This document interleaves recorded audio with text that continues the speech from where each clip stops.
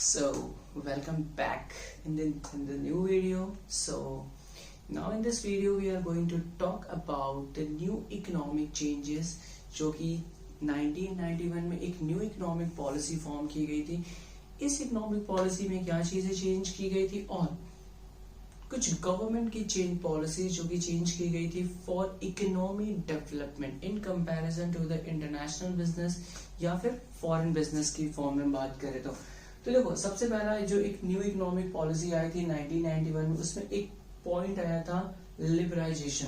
देखो लिबरलाइजेशन का मतलब सिंपली क्या होता है भैया, लाइसेंस वाइसेंस को हटाओ, खत्म करो, थोड़ा सा बिजनेसमैन को फ्रीडम दो ताकि वो कुछ डिसीजंस को ले सके, थोड़ा सा एक्सपोर्ट इंपोर्ट में उनके लिए आसानी की जा सके या प्राइस वाइज फिक्स कर सके। मतलब in short if we talk about then we can say that कि बिजनेसमैन के ऊपर से रिस्ट्रिक्शंस को हटाया गया था। इसमें सबसे पहला abolition of a licence except in the few sectors, तो फ्यू टेक्स मतलब डिफेंस के सेक्टर्स या फिर न्यूक्लियर कुछ सेक्टर्स थे जिनको छोड़ करके बाकी चीजों से क्या किया गया था भैया, लाइसेंस नाम की चीज को हटा दिया गया।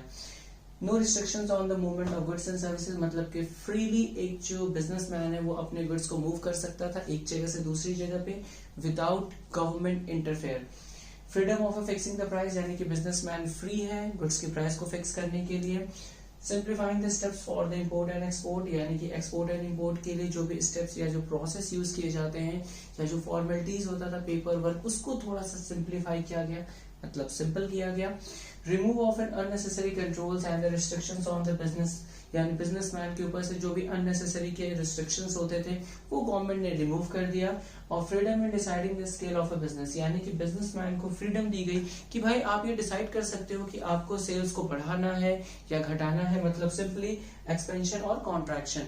तो भाई ये था लिबरलाइजेशन का कॉन्सेप्ट। मतलब simply if you talk about then in liberalisation concept just government remove the unnecessary restrictions from the businessman, ठीक है, ताकि बिजनेसमैन की परफॉर्मेंस को ज्यादा से ज्यादा बेहतर से बेहतर और इम्प्रूव किया जाए, इफेक्टिव किया जा सके। Okay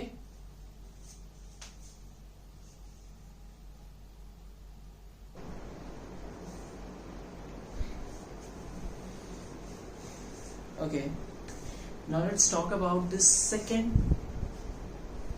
privatisation. देखो प्राइवेटाइजेशन का मतलब सिंपली क्या था, गवर्नमेंट ने यार ये देखा ना कि पब्लिक सेक्टर से कुछ होने से रहा नहीं, यानी हमारी इकोनॉमी का डेवलपमेंट तो भैया पब्लिक सेक्टर से होने से रहा नहीं। जैसे इस टाइम आप करेंटली देख लो मोस्टली पब्लिक सेक्टर्स को प्राइवेट में किया जा रहा है, जिसमें आपके रेलवेज आते हैं, इलेक्ट्रिसिटी का जो डिपार्टमेंट है और भी जो डिफरेंट सेक्टर्स है, ठीक है। सो भैया देखो 1991 में जो एक नई इकोनॉमिक रिफॉर्म आई थी तो उसमें गवर्नमेंट ने एक और पॉलिसी लाई थी जिसका नाम था प्राइवेटाइजेशन। देखो सिंपली प्राइवेटाइजेशन का मतलब क्या था, पब्लिक सेक्टर को प्राइवेट सेक्टर में कन्वर्ट किया जाए, ठीक है, मतलब ज्यादा से ज्यादा पब्लिक सेक्टर जो है उनको प्राइवेट पब्लिक हाँ ठीक है उनको प्राइवेट में मतलब एक्सचेंज किया जाए या फिर ओनरशिप को ट्रांसफर किया जाए या फिर चीजों को इम्प्लीमेंट किया जाए। So greater role to the private sector, यानी प्राइवेटाइजेशन में गवर्नमेंट ने क्या किया था, इस पॉलिसी में गवर्नमेंट ने क्या किया था, ज्यादा से ज्यादा रोल या ज्यादा से ज्यादा इंपॉर्टेंस या वैल्यू को इंक्रीज किया था किसके, प्राइवेट सेक्टर्स को, ठीक है। कैसे किया था, while reducing the role of a public sector, यानी पब्लिक सेक्टर के रोल को थोड़ा सा कम कर दिया, रिड्यूस कर दिया, जिस वजह से ऑटोमेटिकली क्या हुआ, प्राइवेट सेक्टर का रोल बढ़ गया। और इसमें एक नया पॉइंट या एक नए कॉन्सेप्ट को लाया गया था, disinvestment of a public sector. देखो डिसइन्वेस्टमेंट का मतलब सिंपली क्या होता है, ट्रांसफर ऑफ अ ओनरशिप, ठीक है, from one sector to another sector. तो डिसइन्वेस्टमेंट में क्या किया गया था, transfer of a ownership of public sector to the private sector, मतलब पब्लिक सेक्टर को क्या किया गया था, प्राइवेट सेक्टर्स के हाथों में बेचना स्टार्ट कर दिया गया था ताकि जो इकोनॉमी का डेवलपमेंट है वो बेहतर हो सके। Because we know that private sector किसी भी चीज का इन्वेस्टमेंट प्रॉपरली करते हैं in comparison to the public sector. Now the next point is globalisation. देखो ग्लोबलाइजेशन में क्या किया गया था, सिंपली भैया बाहर के लोगों को इन्विटेशन दीजिए ताकि हमारे इकोनॉमी में या फिर हमारी जो एक कंट्री है उसमें चीजों को चेंज किया जा सके ताकि बिजनेसमैन के पास और बेहतर अपॉर्चुनिटीज मिल सके ताकि वो अपनी परफॉर्मेंस को इम्प्रूव कर सके।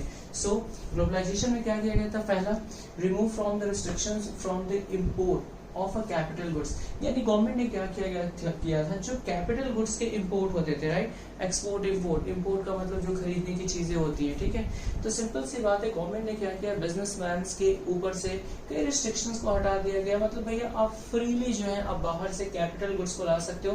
कैपिटल गुड्स का मतलब होता है कैपिटल फॉर्मेशन से रिलेटेड जो गुड्स है, राइट, मतलब जो हमारे लिए फर्दर प्रोडक्शन में हेल्पफुल करते हैं, जिसमें आपके मशीन्स होते हैं, इक्विपमेंट्स होते हैं, एडवांस टेक्नोलॉजी से रिलेटेड चीजें आएंगी। फिर नेक्स्ट है आपका rationalisation of a tariff structure, मतलब कि जो टैरिफ स्ट्रक्चर्स थे, मतलब जो आप एक्सपोर्ट इंपोर्ट के लिए जो पॉलिसीज या जो टैरिफ या रूल्स यूज किए जाते थे उसको थोड़ा सा इम्प्रूव किया गया, बेटर किया गया। Reduction in the import duties, मतलब इम्पोर्ट ड्यूटी से रिलेटेड जो गवर्नमेंट एक्स्ट्रा चार्जेस करती थी उसको कम किया गया, ताकि ज्यादा से ज्यादा इम्पोर्ट और एक्सपोर्ट दोनों चीजों को इम्प्लीमेंट या बढ़ाया जा सके। Whole world become a global village, यानी देखो गवर्नमेंट का ये सोचना था कि भैया जो एक नई इकोनॉमिक पॉलिसी लाई जाए, उस पॉलिसी इसे एक छोटा सा कॉन्सेप्ट क्या है, होल वर्ल्ड यानी पूरी दुनिया को एक विलेज में कन्वर्ट किया जाए। मतलब no doubt world is so larger, यानी दुनिया बहुत बड़ी है, लेकिन बड़ी सी दुनिया को एक विलेज में कन्वर्ट किया जा सकता है, ठीक है। कैसे? आपस में इन्विटेशन दे करके, मतलब फॉरेन की गवर्नमेंट हमारे यहाँ, फिर फॉरेन कंपनीज जो है हमारे यहाँ फ्रीली इन्वेस्टमेंट कर सकती है, और जो इंडियन कंपनीज थी उनको भी फ्री अलाउ किया गया कि आप भी बाहर जा करके इन्वेस्टमेंट कर सकते हो। Free flow of the information and the technology, और इंफॉर्मेशन एंड टेक्नोलॉजी का फ्री फ्लो किया गया। मतलब सिंपल सी बात है, बाहर से एडवांस टेक्नोलॉजी का मतलब बहुत इजीली आ सकता था, और हम बाहर भी जा करके चीजों को या फिर इम्प्लीमेंट या बिजनेस कर सकते थे। Free flow of a capital across the nation, मतलब सिंपल सी बात है, गवर्नमेंट ने ये भी रिस्ट्रिक्शंस यानी कि हटा दिया कि भैया अगर आप चाहो तो बाहर भी जा करके बिजनेस कर सकते हो। तो ये था आपका ग्लोबलाइजेशन। मतलब इफ वी टॉक अबाउट, तो देखो 1991 में सिंपली 3 कॉन्सेप्ट्स को लाया गया था, लिबरलाइजेशन, प्राइवेटाइजेशन एंड ग्लोबलाइजेशन, ठीक है। लिबरलाइजेशन में लाइसेंस को हटा दिया गया, रिस्ट्रिक्शंस हटा दिया गया, भैया मन करे जितना गुड्स का प्रोडक्शन करो, कोई भी आप प्राइसेस फिक्स कर सकते थे। प्राइवेटाइजेशन दूसरा कॉन्सेप्ट लाया गया, मतलब simple one if you talk about, then private sectors को क्या किया गया, ज्यादा वैल्यू दिया गया in comparison to the public sector. And the next one is globalization, मतलब simply if we talk about the globalization, मतलब सिंपल सी बात है, फॉरेन कंट्रीज को फ्रीली इन्विटेशन दिया गया कि भैया आप आकर के हमारी होम कंट्री में इन्वेस्ट कर सकते हो, और इंडियन कंपनीज को भी फ्रीली, मतलब कह सकते हो रिस्ट्रिक्शंस या फिर एक तरह से बैरियर्स को हटा दिया गया कि आप बाहर भी जा करके इन्वेस्टमेंट कर सकते हो। So now you can have, आप स्क्रीनशॉट ले सकते हो नोट्स के लिए।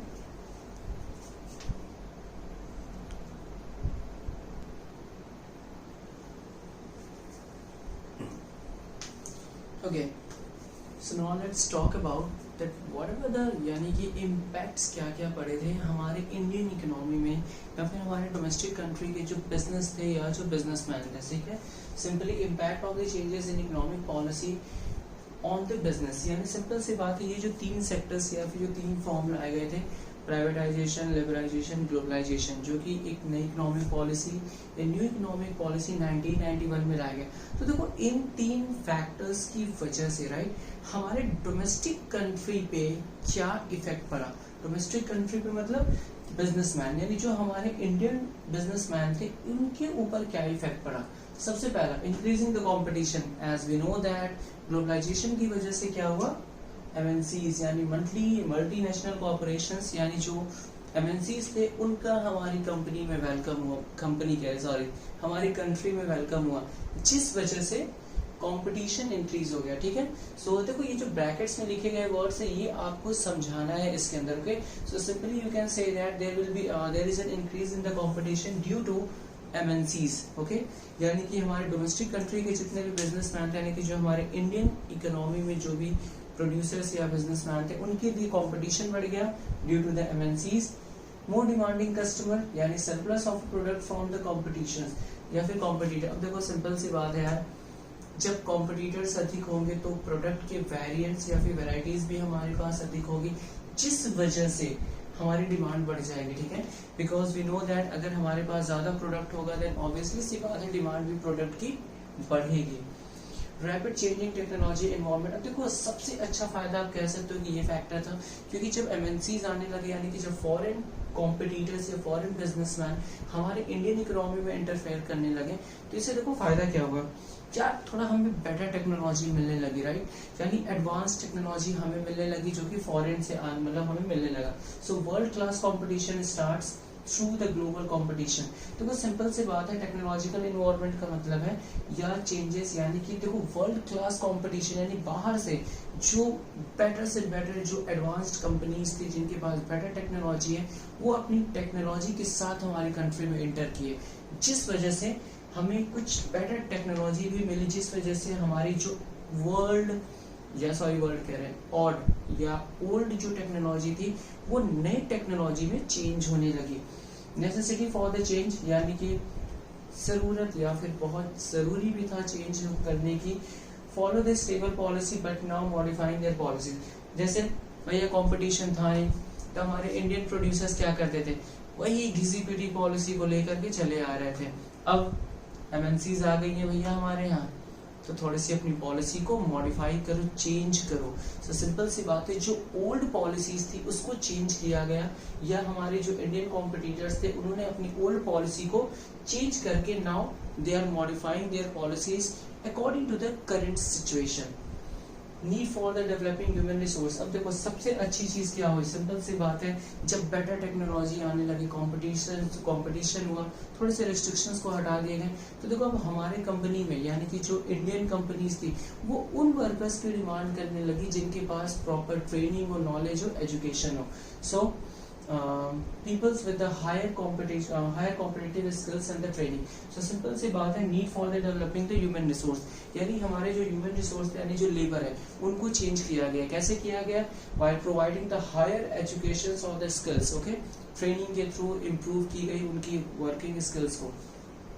Market orientation. अब देखो मार्केट ओरिएंटेशन में सबसे अच्छी चीज क्या थी, देखो पहले क्या हुआ करता था ना कि हमारे जो बिजनेसमैन थे वही कॉन्सेप्ट यूज करते थे, भैया प्रोडक्शन अफराद करो and at last we will invest more amount on selling concept. मतलब कि ज्यादा से ज्यादा प्रमोशंस करो, लोगों को इन्फॉर्मेशन दो, बट इट डजंट मैटर कि हमारा प्रोडक्ट कैसा है, ठीक है, इट डजंट मैटर्स कि वो प्रोडक्ट कस्टमर्स के सेटिस्फैक्शन को फुलफिल करता है कि नहीं, बस सेलिंग पे फोकस करते थे। But after new economic policy, earlier firm following the selling concept, यानी पहले फर्म क्या करते थे, सेलिंग कॉन्सेप्ट को यूज करते थे, अब फर्म ने क्या किया, मार्केटिंग कॉन्सेप्ट यूज करने लगे। मार्केटिंग कॉन्सेप्ट का मतलब क्या होता है, कस्टमर को जो चाहिए आप वो प्रोड्यूस करो, आप सेलिंग पे, प्रोडक्शन पे, एडवर्टाइजमेंट पे, प्रोडक्ट की वैरायटी बढ़ा रहे हो, इट डजंट मैटर, ओके। अगर आपको मार्केट में स्टे करना है then you have to produce according to the customer need and want, जो कि मार्केटिंग कॉन्सेप्ट था। And at last the loss of a budgetary support to the public sector, यानी simply if we talk about, तो देखो भैया एक privatisation में क्या था कि पब्लिक सेक्टर को हटा करके प्राइवेट की जगह रिप्लेस करने लगे, तो इसका इफेक्ट क्या पड़ा, पब्लिक सेक्टर के ऊपर थोड़ा सा बजटरी सपोर्ट कम हो गया, यानी कि आप कह सकते हो पब्लिक सेक्टर की थोड़ी सी वैल्यू, या आप कह सकते हो कि मतलब एक जो कॉन्सेप्ट था, या कह सकते हो मतलब जो एक वैल्यू होती थी मार्केट में वो कम होने लगी। क्यों, क्योंकि गवर्नमेंट क्या करने लगी, ज्यादा से ज्यादा पब्लिक सेक्टर को प्राइवेट के हाथों में ओनरशिप यानी ट्रांसफर करने लगे शेयर्स। तो देखो ये कुछ कॉन्सेप्ट्स है जिस वजह से यानी कि जो नई इकोनॉमिक पॉलिसी आई 1991 में, उस वजह से हमारे इंडियन बिजनेस पे या फिर हमारे इंडियन इकोनॉमी पे क्या इफेक्ट पड़ा। सो नो डाउट कुछ पॉजिटिव इम्पैक्ट्स भी हैं तो कुछ नेगेटिव भी हैं। सो फिलहाल इस वीडियो में इतना ही, okay. So now be safe, secure, keep smiling, good luck.